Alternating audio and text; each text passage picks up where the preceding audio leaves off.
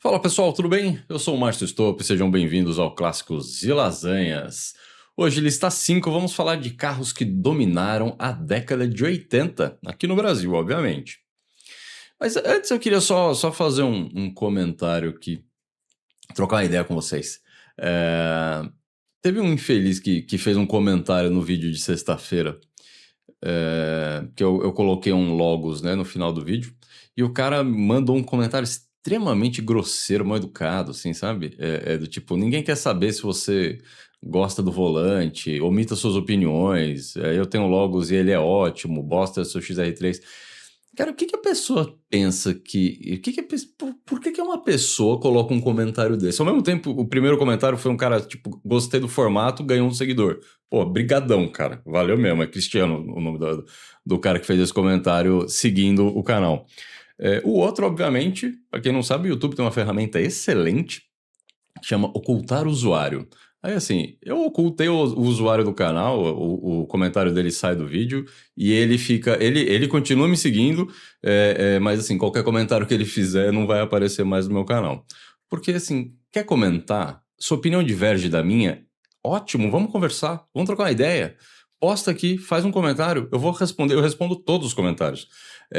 Agora, tem educação, cara. Concorda?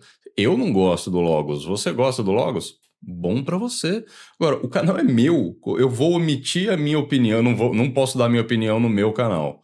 Mas ele pode dar uma opinião grosseira nos meus comentários. Ninguém merece, né, gente? Onde é que vai? O que tem na cabeça dessas pessoas? Eu fico me perguntando isso. Mas, enfim. A minha ideia desse canal assim, é falar um pouco sobre carro. Eu adoro carro. Expor um pouco da minha opinião também. Quem concorda com a minha opinião, legal, comenta que concorda. Quem não concorda com a minha opinião, legal também. Eu respeito a opinião dos outros. Então respeite a minha, né não? Mas enfim.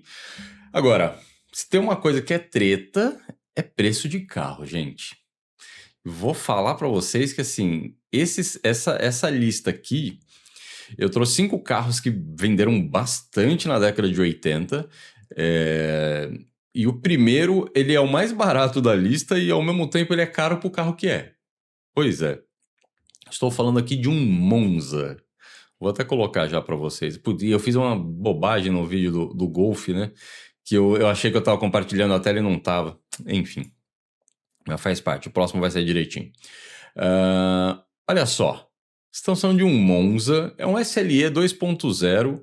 Este aqui é 1989, 4 portas. O cara pede R$ 35.000. Ele é um Monza cinza. Eu tive um verde musgo, exatamente assim: 2.0 SLE gasolina, 4 portas.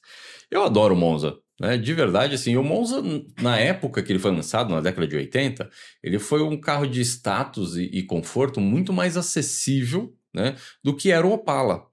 Porque ele foi o carro logo abaixo do Opala, vamos assim dizer, tanto que ele era menor que o Opala e tal, mas era um carro extremamente confortável, luxuoso. O acabamento da Chevrolet nessa época era incrível, né? E assim, ele fez parte de um projeto global, que era o J-Car, né, que ganhou várias identidades ao redor do mundo. Então, o Opel Ascona também, né, enfim, lá na Europa e tal. E aqui foi o sedã médio de família, né? Com cara de executivo, né? E que tem bastante fã até hoje, né? E ele tinha ele andava bem, ele tinha uma estabilidade legal, ele tinha uma pegada bacana na estrada, enfim.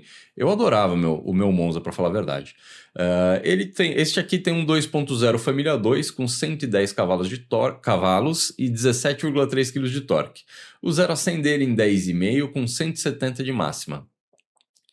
7,4 na cidade, 10 na estrada, e realmente o Monza era gastão como todo Chevrolet, né? Vamos combinar? E 4,36 m de comprimento, 1,66 m de largura, 510 litros de porta-mala, e eu lembro que a gente viajava muito de Monza, com os meus pais, enfim, obviamente, né? E cabia tudo. E pesa 1.080 quilos, tração dianteira, câmbio de 5 marchas, obviamente. O 4,36 m de comprimento, eu sempre coloco o Corolla atual de referência, né? Que tem 4,63 m de comprimento. Então, assim, ele é praticamente 27 centímetros mais curto que um Corolla. E o Corolla tem 1,78 m, ele tem 1,66 m. Pois é. 12 centímetros mais estreito do que um Corolla. Este exemplar tá impecável, assim, tá excelente, com assim, todo Monza acabava acontecendo isso daqui, entre a polênia e o para-choque, né, esse desalinhamento ali da fita, enfim, tá impecável com as rodas originais, tá bem bonito esse Monza, de verdade, tá muito bonito esse carro, olha só. Com 5 rodas de liga, né? Obviamente, na época, né, os carros tinham. Era tudo aro 13, né? Não tem jeito. Era muito engraçado. Esse interior tá maravilhoso, né? Olha, esses bancos eram confortáveis pra caramba. Eu sempre gostei do painel do Monza. É muito legal.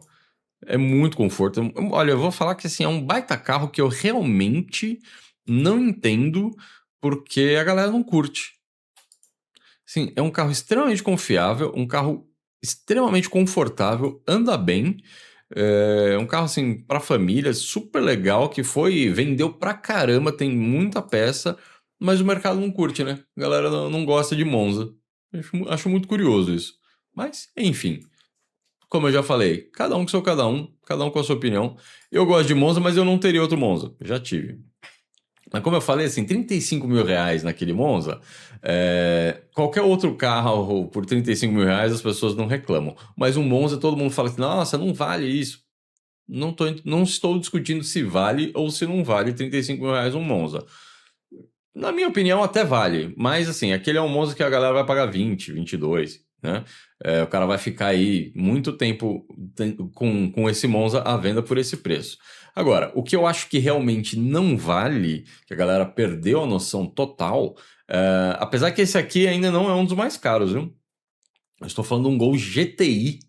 O cara tá pedindo 159 mil reais nesse Gol 1989. É o GTI de primeira geração, né?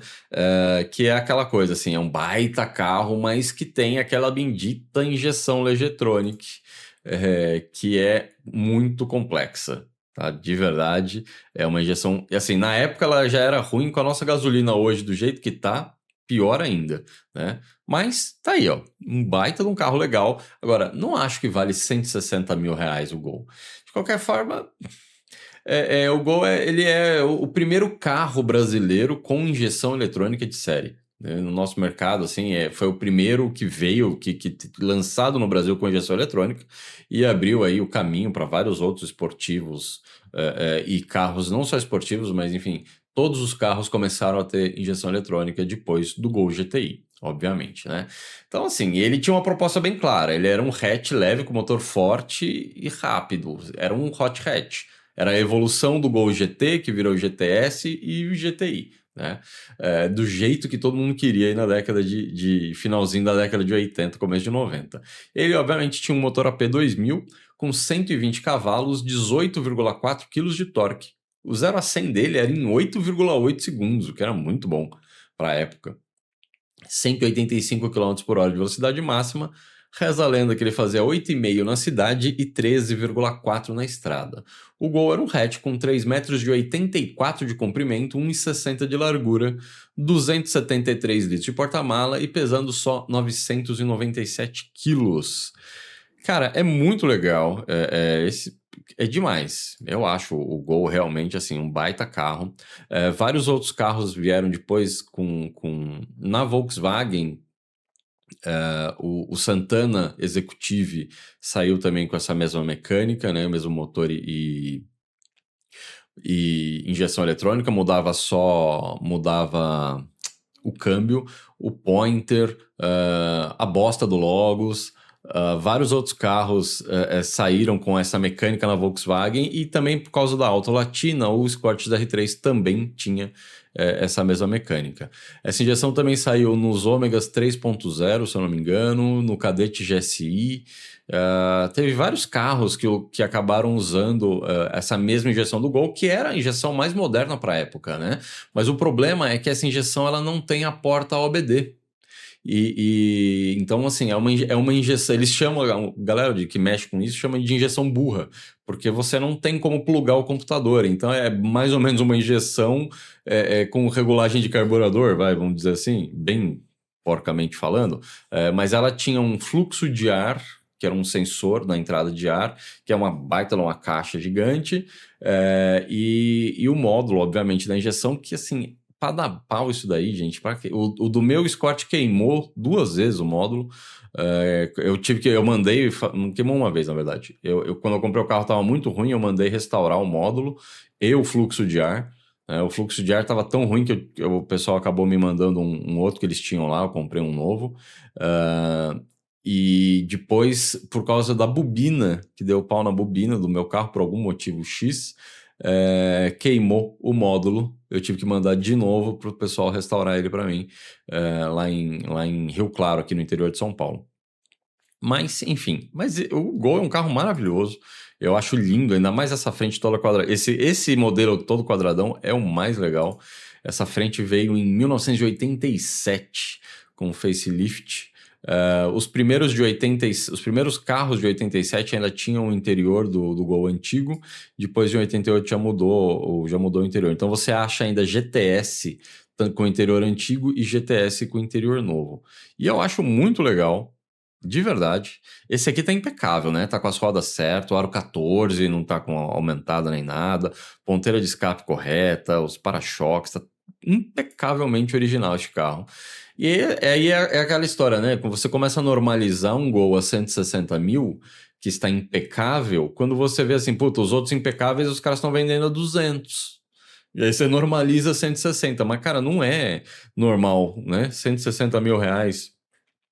Que dirá 200 mil reais num Gol GTI. Mas quem sou eu para ficar botando preço no carro dos outros? Só estou falando que assim, Márcio, na minha opinião, é muito caro para um Gol. Do mesmo jeito que todo mundo sabe que eu tenho Opala, eu adoro Opala, enfim. Esse Sport não tinha, enfim. O Opala também não vale 200 mil. A galera, Opala 150, Opala, na minha opinião, também não vale, gente, tá? É simples assim. Eu não acho que a galera perdeu muito o pé. Óbvio, a FIP também não diz bosta nenhuma, né? Porque 18, 20, 19 mil reais aqui um Gol. Mas assim, isso aqui, pô, carro impecável, restaurado, perfeito estado. Pô, é carro de, sei lá, 80 mil. Seriam 70 mil, vai, num mercado de carros usados, né?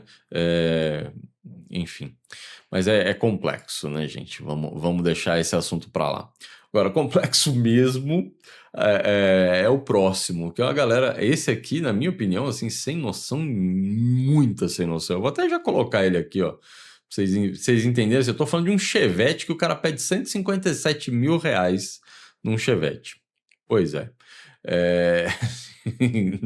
Nem sei o que falar, gente. 157 mil num Chevette. Obviamente, assim, foram os carros que mais venderam, tá? Na década de 80. O Monza, o Gol, o Chevette, os próximos dois também, enfim, já vou chegar neles. Esse aqui, o cara fala que é 6 mil quilômetros, é um Chevette 88, ar quente direção. Só que o cara não coloca nenhuma informação aqui, não coloca uma descrição, não fala se o carro foi restaurado, se realmente tem 6 mil quilômetros. Pô, né? Podia elaborar um pouquinho. Mas o Chevette era um carro da Chevrolet ali na década de 80 que resolvia a vida, vamos assim dizer, né? Então assim, você não tinha dinheiro para o Opala, não tinha dinheiro para o Monza, o Chevette era uma excelente opção, porque ele era um carro relativamente compacto, né? Com uma manutenção simples e o comportamento de tração traseira que muita gente gosta e lembra até hoje, obviamente, né? Enfim, relato de dono é que o Chevette é um carro econômico e resistente quando está bem acertado, né? E é um carro que sobreviveu aí muito bem, vamos dizer assim, pelos tempos. A brincadeira, obviamente, é que quem tem Chevette anda de pé molhado, né? Eu vou falar a verdade, assim, eu nunca dirigi um Chevette. Mas as pessoas que eu conheço dizem que realmente entra água, tá? Mas até aí, gente, qualquer carro pode entrar água, né? O Opala também entra água, dependendo dependendo da chuva, dependendo de como você estiver, da qualificação aí do estado do carro. O Chevette tinha 73 cavalos com 12,6 kg de torque, 0 a 100 em 14,1 segundos, 151 km por hora de velocidade máxima na estrada, 10 km por litro na cidade, 13,7 na estrada. O que me prova que o Chevette Júnior não faz o menor sentido, porque ele não era mais econômico, muito mais econômico do que o 1.6, e fazia o 0 a 100 em 21,3 segundos, se eu não me engano. Então, assim, não faz o menor sentido. O Chevette tinha 4,19 metros de comprimento, com 1,57 de largura, porta-mala de 323 litros e pesava só 910 quilos. E ele é um tração traseira. Fantástico. Esse aqui tá impecável, as rodas originais, né, de época, enfim, as lanternas. Esse carro realmente me parece um carro super novo. Eu adorava o cuidado da Chevrolet com os detalhes, né? O bocal do tanque de combustível fica dentro dessa tampinha, o Opala fica atrás da placa, né? Enfim, eles tinham alguns cuidados que eram muito legais, que infelizmente no Chevrolet de hoje a gente não vê essa dedicação, vamos assim dizer. Mas tá aí. Este é um Chevette SLE, que era a versão mais luxuosa, Pirelli P400. Quantos anos tem esse pneu, hein, meu? Ó, bonito. Cofre bonito, arrumadinho. Me parece realmente um carro extremamente original, bem cuidado. Carro novo, né? Nossa, Etio em Venezuela. Que legal. Mas tá aí. Só que assim, R$ 157.700 um Chevette, cara. Será? Né? Eu, Márcio, acho um preço muito alto por um Chevette. Tá? E assim, não é que é um Chevette hatch da primeira geração, ou o primeiro Chevette sedã lançado no Brasil, ou o último que saiu da fábrica. É só um Chevette, né? 1988. Enfim, o Chevette ele entrou na década de 90. Eu lembro que em 92 tinha Chevette, se eu não me engano, ele foi até 94 quando saiu o Corsa. Eu não lembro o que era o Chevette DL e tudo, mas o Chevette foi até 90 e tantos. Então, assim, não faz sentido para mim um Chevette 88 nesse preço. Da mesma forma que, assim, o próximo carro que também dominou a década de 80 foi o Fusca, né? O Fusca também vendia bastante, assim, o Fusca não foi um carro, né? Ele foi um fenômeno cultural, vamos dizer assim, desde a do final da década de 50. E nos anos 80 ele era o símbolo ainda do Brasil de verdade, né? Era um carro simples, valente, com uma mecânica conhecida por qualquer oficina, qualquer mecânico na época mexia em Fusca, presença em todo canto, você ia, qualquer lugar que você ia tinha Fusca. Né? E ajuda a explicar aí por que atravessou décadas como uma referência de carro popular, mais de 3 milhões de carros vendidos no Brasil. Então, assim, é um carro efetivamente que dominou várias décadas. Na década de 80 ele já não era o mais vendido, né? O Gol dominou o mercado da década de 80 depois. O Gol foi lançado em 79, modelo 80, e ele começou a ser o carro mais vendido na década de 80 e manteve aí esse posto no Brasil por muitos e muitos e muitos anos. Agora, o Fusca era um carro assim, conhecidíssimo, né? Essa versão do o Fusca, se eu não me engano, foi fabricado até 1986, e aí depois ele voltou na década de 90, na época dos populares ali, né?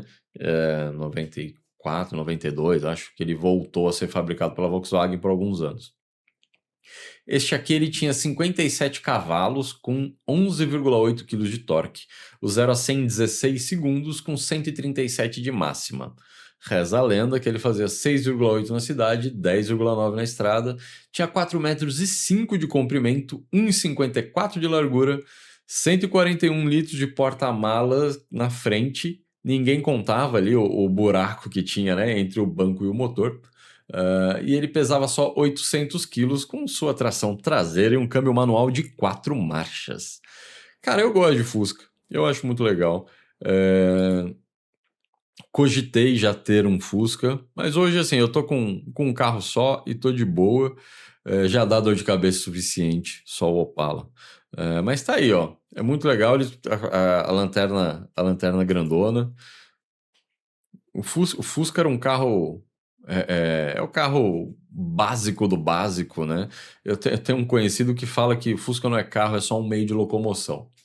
Eu discordo, eu acho um carro bem legal, para falar a verdade.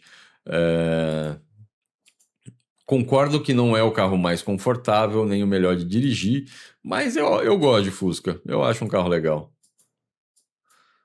Tá aí. Este exemplar está impecavelmente original, né? Ó, os forros de porta, tudo assim, impecável. Com rádio, deixa eu ver, rádio Flamingo. Provavelmente é o rádio original do carro, né? Não sei se nessa época eu imagino que o Fusca já viesse com rádio. É, tá aí. Dupla carburação. É um carro muito legal, mas eu não sei se um Fusca 85 vale 109 mil reais. Raridade, veículo para colecionadores totalmente funcional, perfeito em todos os requisitos, papapá, papapá, possui manual, chave reserva. Então, o cara não, assim, não me parece nem que tá com placa preta, né? Pelo menos a pessoa, um cidadão aqui da loja não fala nada da placa preta. A FIP é 26 mil, o cara pede 109, a média é 38. Ou seja, o cara tá viajandão mesmo, né? É um Fusca 8485, assim, não tem nada para ser o mais desejável e para custar 110 mil reais. É um carro que tá em ótimo estado, beleza, check, tá aqui 28 mil quilômetros, tudo bem. Pode ser que esteja realmente, né? Mas assim, putz, não é nem o Fusca a última geração, a penúltima geração, né? No caso, que depois ele voltou, não é o Itamar, não é um Série Ouro, não é um dos primeiros, não é. Assim, não sei por que o cara pede 110 mil reais neste carro, na minha opinião, também não vale. E o último carro aqui da nossa lista de carros que dominaram a década de 80, ele foi lançado em 1984 e até hoje ele marca a nossa história. Estou falando do Fiat Uno, né? Ele veio em 1984 com esse motorzinho 1.3 e depois, assim, ele revolucionou o mercado de carros populares no Brasil com o motor 1.0, com o lançamento do Uno Mille, né? E ele foi um choque de modernidade quando ele foi lançado, porque ele era um carro leve, com um baita espaço interno muito bem aproveitado, vamos dizer assim, né? E que foi um projeto que trouxe eficiência, né, para o mercado. E, inclusive, assim, a aerodinâmica, a gente olha hoje e fala assim, nossa, é um carro todo quadrado, mas a aerodinâmica dele, para a época, gente, era muito bom e isso ajudava no consumo, né? E ele virou rapidamente assim, um carro racional dos anos 80, né? Cabe em qualquer vaga, aguenta o batidão, faz render o combustível, né? E aí, se você comparar ele com, na época, 1984, se você comparava ele com o Gol de 84, com o Fusca, com o Chevette, com o... que a Ford tinha de hatch na época? Sei lá o que a Ford tinha de hatch na época. Mas tinha o Escort também, né? O Escort foi lançado em 1984.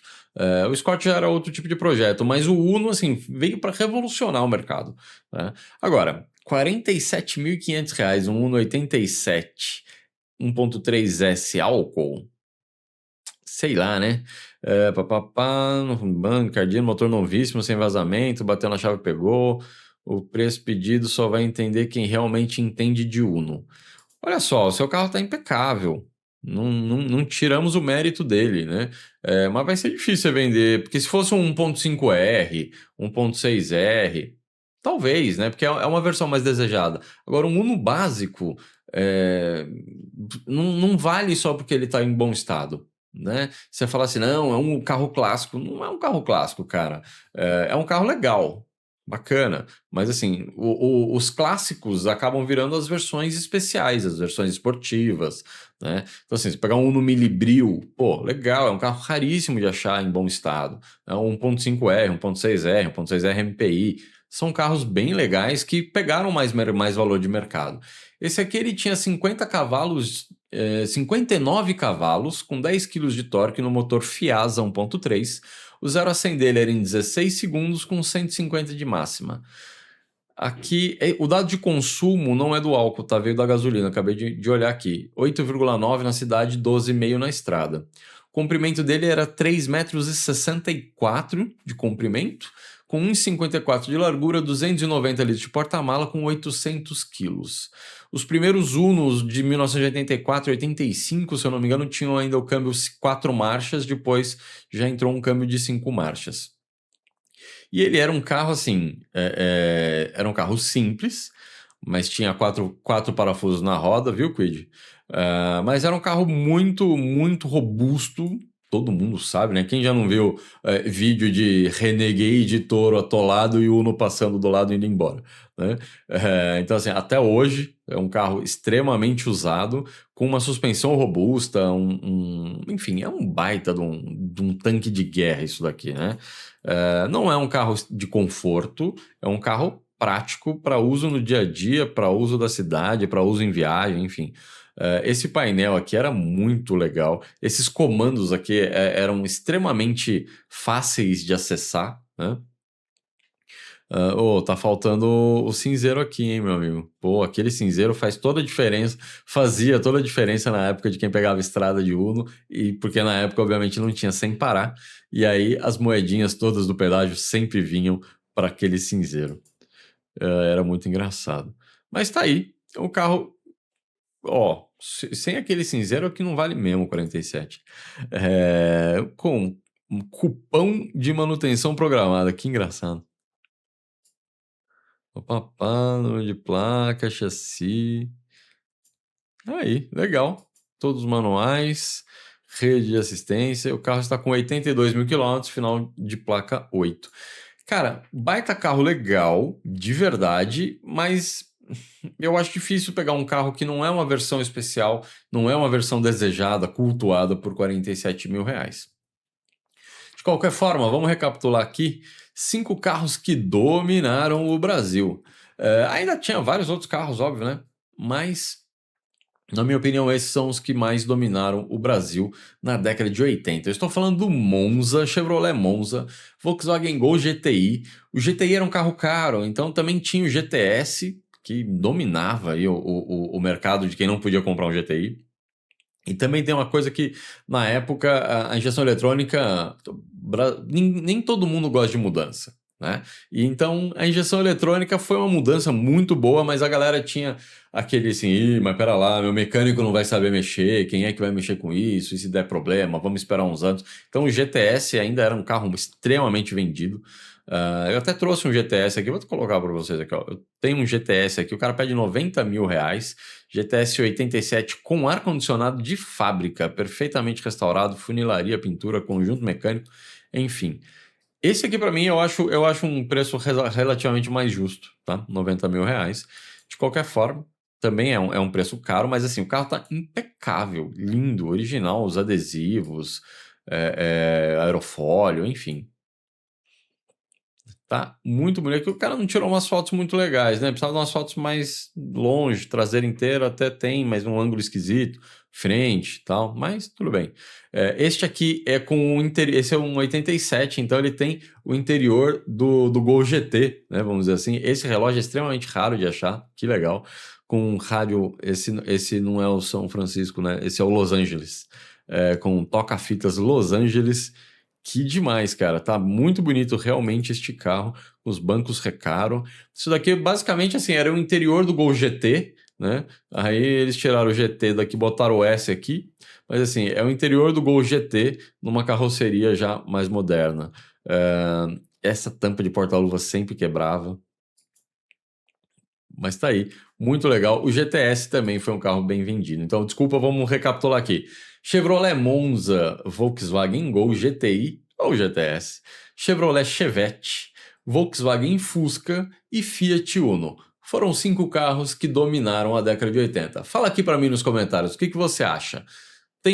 Quais outros carros dominaram também a década de 80? E, obviamente, semana que vem aí década de 90, depois vem inícios dos anos 2000.